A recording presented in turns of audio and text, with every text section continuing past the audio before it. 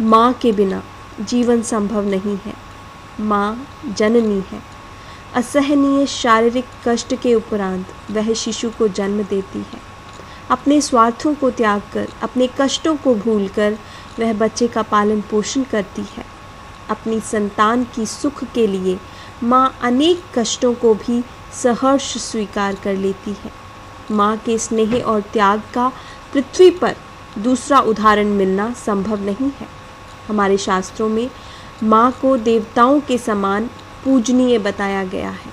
मेरी माँ भी बहुत प्यारी है। वो रोज़ सुबह घर में सबसे पहले उठती है। घर के सब लोगों का ध्यान मेरी माँ ही रखती है। दादा दादी का पूरा ध्यान रखती है। पापा, मेरी और मेरी छोटी बहन की हर एक छोटी बड़ी बातों की परवाह भी मेरी माँ ही करती है। दादी कहती है मेरी माँ घर की लक्ष्मी है। मैं भी माँ को भगवान के समान मानता हूँ और उनकी हर बात मानता हूँ। मेरी माँ जॉब भी करती है। घर और ऑफिस दोनों की जिम्मेदारी बहुत अच्छे से निभाती है।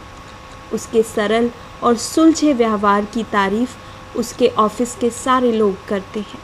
मेरी माँ गरीबों और बीमारों की भी हर संभव मदद करती है। मेरी माँ मेरी सबसे अच्छी दोस्त है।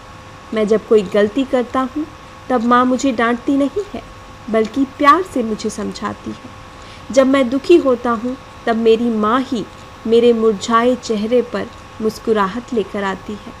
उनके प्यार और ममतामयी स्पर्श को पाकर मैं अपने सारे दुख भूल जाता हूँ। मेरी माँ ममता की देवी है। वे मुझे और मेरी बहन को हमेशा अच्छी अच्छी बातें बताती है। मेरी माँ मेरी आदर्श है। वो मुझे सच के रास्ते पर चलने की सीख देती है।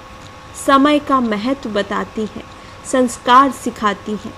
कहते हैं माँ ईश्वर के द्वारा हमें दिया गया एक वरदान है, जिसकी आंचल की छाँव में हम अपने आप को सुरक्षित महसूस करते हैं और अपने सारे गम भूल जाते हैं।